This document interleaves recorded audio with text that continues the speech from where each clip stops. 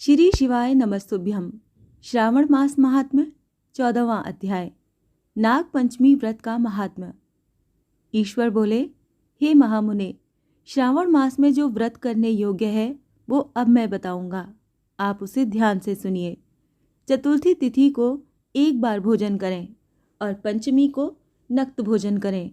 स्वर्ण, चांदी, काष्ठ अथवा मिट्टी का 5 फणों वाला सुंदर नाग बनाकर पंचमी के दिन उस नाग की भक्ति पूर्वक पूजा करनी चाहिए। द्वार के दोनों ओर गोबर से बड़े बड़े नाग बनाएं और दधी, शुभ दूर्वाकुरों, कनेर, मालती, चमेली, चंपा के फूलों, गंधों, अक्षतों, धूपों तथा मनोहर दीपों से उनकी विधिवत पूजा करें। उसके बाद ब्राह्मणों को घृत, मोदक तथा खीर का भोजन कराएं। इसके बाद अनंत, वासुकी, शेष, पद्मनाभ, कंबल, करकोटक, अश्व, 8वां धृतराष्ट्र, शंखपाल, कालीय तथा तक्षक, इन सब नाग कुल के अधिपतियों को तथा इनकी माता कद्रू को भी हल्दी और चंदन से दीवार पर लिखकर फूलों आदि से इनकी पूजा करें। उसके बाद मनुष्य को चाहिए कि वामी में प्रत्यक्ष नागों का पूजन करे और उन्हें दूध पिलाएं। घृत तथा शर्करा मिश्रित पर्याप्त दुग्ध उन्हें अर्पित करें। उस दिन व्यक्ति लोहे के पात्र में पूड़ी आदि न बनाए। नैवेद्य के लिए गौधूम का पायस भक्ति पूर्वक अर्पण करें। भुने हुए चने, धान तथा लावा तथा जौ सर्पों को अर्पित करना चाहिए और स्वयं भी उन्हें ग्रहण करना चाहिए। बच्चों को भी यही खिलाना चाहिए, इससे उनके दांत मजबूत होते हैं। सांप की बांबी के पास श्रृंगार युक्त स्त्रियों को गायन तथा वादन करना चाहिए और इस दिन को उत्सव की तरह मनाना चाहिए। इस विधि से व्रत करने पर सर्प से कभी भी भय नहीं होता है। हे विप्र, मैं लोगों के हित की कामना से आपसे कुछ और भी कहूँगा। हे महामुने, आप उसे सुनिए। हे वत्स, नाग के द्वारा डसा गया मनुष्य मरने के बाद अधोगति को प्राप्त होता है और अधोगति में पहुंचकर वो तामसी सर्प होता है। इसकी निवृत्ति के लिए पूर्वोक्त विधि से एक भुक्त होकर समस्त कृत्य करें और ब्राह्मणों से नाग निर्माण तथा पूजा आदि आदर पूर्वक कराएं। इस प्रकार 12 मासों में प्रत्येक मास में शुक्ल पक्ष की पंचमी तिथि को इस व्रत का अनुष्ठान करें और वर्ष के पूरा होने पर नागों के निमित्त ब्राह्मणों तथा सन्यासियों को भोजन कराएं। किसी पुराण ज्ञाता ब्राह्मण को रत्न जटित सुवर्णमय नाग और सभी उपस्करों से युक्त तथा बछड़े सहित गौ प्रदान करें।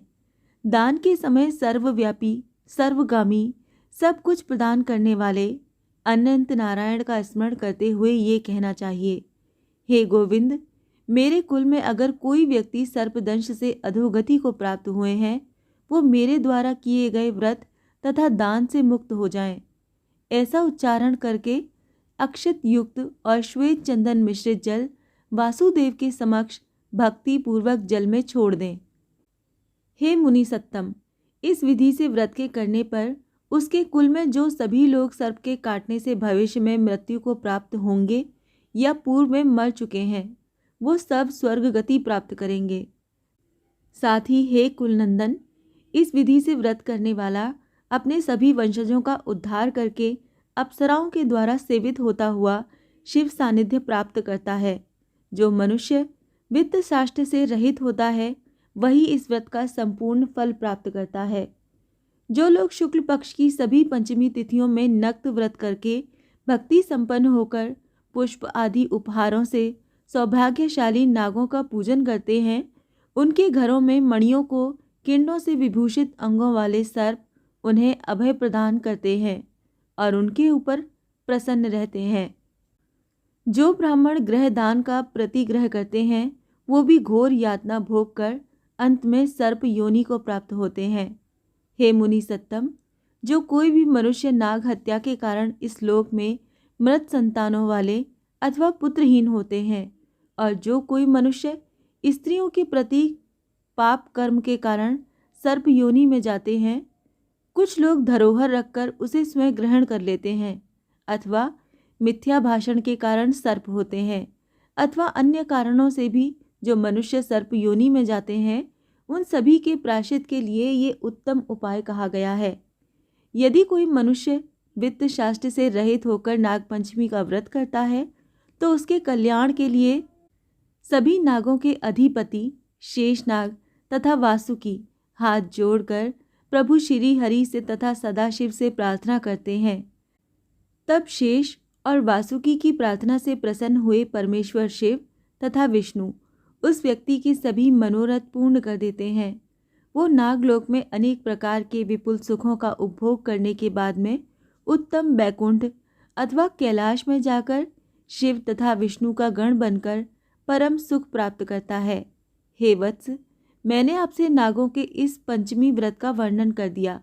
इसके बाद अब आप अन्य कौन सा व्रत सुनना चाहते हैं उसे बताइए।